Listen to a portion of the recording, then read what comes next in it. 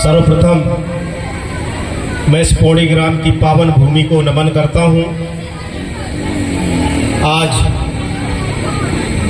विश्व आदिवासी दिवस के शुभ अवसर पर मंच में उपस्थित हमारे सभी मंचासीन अतिथि, सामने उपस्थित दूर दराज से आए हुए हमारे सभी सम्मानीय बुजुर्गजन, युवा साथी, मातृशक्ति और हम सबको संगीत के माध्यम से हमारी धर्म संस्कृति के बारे में बताने वाले हमारे सभी कलाकार बंधु,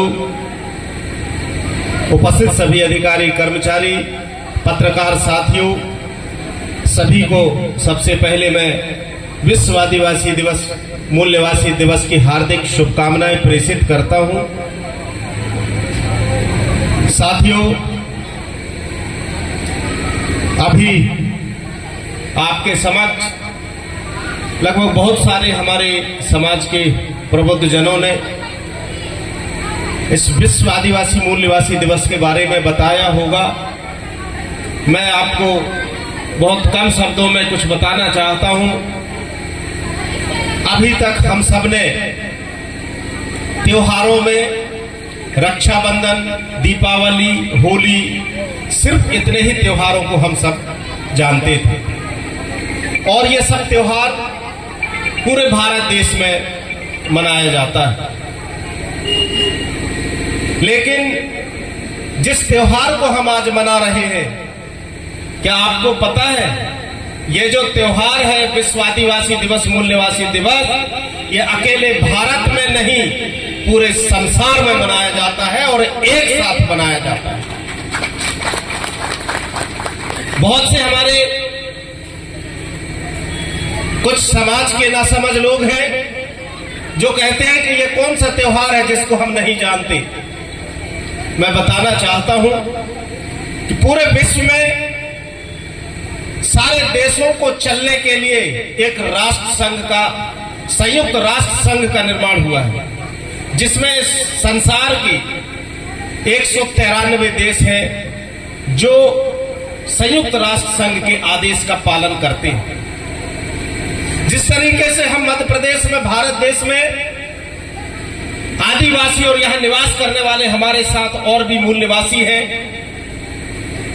जो लगभग भारत के साथ इस संसार के सभी देशों में निवास करते हैं। इतने दिनों के जीवन यापन के बाद भी जब इस देश के मूल्यवासियों के जीवन में सुधार नहीं हुआ, तब एक संयुक्त राष्ट्र संघ ने इस बात का संज्ञान लिया। वो प्रति 10 वर्ष चिंतन करते थे कि अभी तक किस देश में, उस देश के मूल्यवासियों के लिए वहां की सरकारों ने क्या किया है। और 9 अगस्त 1993 को अंत में यह फैसला हुआ कि 9 अगस्त को वर्ल्ड इंडिजीनियस डे, देशज दिवस के रूप में पूरे संसार में मनाया जाए और उस देश की जो सरकार है वो ऐसे कार्यक्रम में पहुंचे और वो ये बताए कि हमने इस देश के मूल्यवासियों के लिए, उनके उत्थान के लिए ये एक कदम हम उठाए हैं और आने वाले समय में हम इस तरीके से इनके उत्थान के लिए कार्य करने वाले हैं। लेकिन आज हम भारत देश की बात करें या मध्य प्रदेश की बात करें तो सरकार हमारे इस समीक्षा दिवस में अपनी बात बताने की बात तो छोड़िए, समाज के बहुत सारे संगठनों ने 9 अगस्त को सार्वजनिक अवकाश के लिए आवेदन, निवेदन, ज्ञापन भी दिए, परंतु वो ऐसे कार्यक्रम में आके हमारे उत्थान के लिए क्या योजना है और क्या करने वाले हैं, अभी तक उन्होंने क्या किया है, ये न बताना पड़े, इसलिए उन्होंने इस दिन को छुट्टी घोषित नहीं कर रहे। मैं इस मंच के माध्यम से, चाहे वो देश की सरकार हो या इस प्रदेश की सरकार हो, मैं आग्रह करना चाहता हूं कि हमारे मूल निवासियों की जो भावना है कि 9 अगस्त को विश्व आदिवासी मूल निवासी दिवस के इस अवसर पर सार्वजनिक छुट्टी घोषित करे। मैं यही इस मंच के माध्यम से बात करता हूं। साथ ही मैं आप सबसे निवेदन करना चाहता हूं कि जिस तरीके से ये देश आजाद हुआ, और जब आजाद हुआ तो इस देश के संचालन के लिए एक संविधान का निर्माण हुआ, और उस संविधान में हर एक वर्ग के लिए किसको किस चीज की जरूरत है, कहां कौन किसका जीवन स्तर नीचे है, कौन बहुत पीछे है, उनको एक बराबरी में लाने के लिए कुछ हक और अधिकार मिले। लेकिन आज वर्तमान की जो सरकारें हैं धीरे धीरे उन अधिकारों को खत्म कर रहे हैं, संविधान को बदलकर। मैं बताना चाहता हूं, धारा 340 संविधान का जो अनुच्छेद है, उस अनुच्छेद में ओबीसी वर्ग को आरक्षण दिया गया था। लेकिन उन्होंने क्या किया, ओबीसी में 2 वर्ग बना दिया, एक गरीब और एक अमीर, कि अमीर को आरक्षण का लाभ नहीं मिलेगा और गरीब को आरक्षण का लाभ मिलेगा। लेकिन वो गरीब वहां तक पहुंच ही नहीं पाया।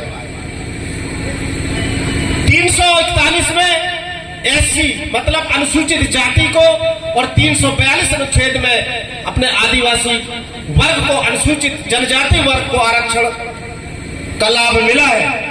लेकिन क्या मैं पूछना चाहता हूं, हमको आर्थिक आधार पर आरक्षण मिला है कि जातिगत आरक्षण मिला है?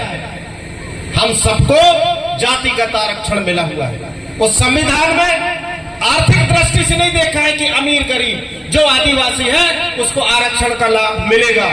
लेकिन अभी जिस तरीके से ओबीसी को गरीब अमीर में बांट के उनको फूट डलवा दिया, वही कहानी अनुसूचित जाति और अनुसूचित जनजाति के खिलाफ सरकार साजिश करके जो संविधान में हमको अधिकार मिले उनको कमजोर करने का प्रयास कर रही है, जो हमारे लिए एक बहुत ज्यादा दुखदायी हो सकता है।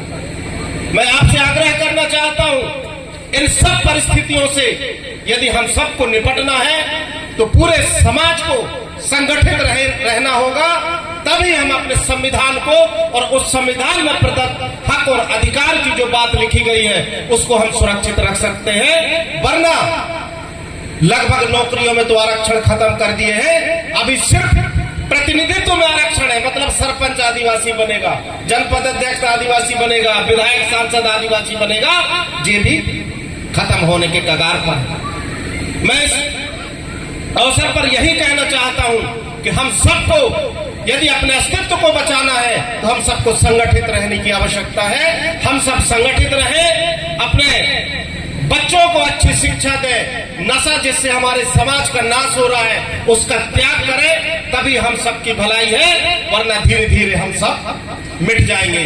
मैं यहाँ उपस्थित सभी सम्मानित जनों से निवेदन करना चाहता हूं कि यदि हमको आदिवासियत बचाना है, हमारे जो संविधान को बचाना है, तो हम सबको दलगत राजनीति से हटके एक होना पड़ेगा, तब हम इसको बचा पाएंगे।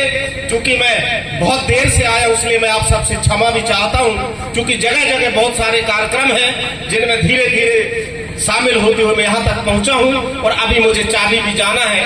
इसलिए मैं आप सबसे क्षमा चाहते हुए एक बार पुनः मैं विश्व आदिवासी दिवस मूल निवासी दिवस के शुभ अवसर पर आप सभी को, इस आयोजन समिति को बहुत बहुत धन्यवाद के साथ शुभकामनाएं देता हूं। जय हिंद, जय भारत।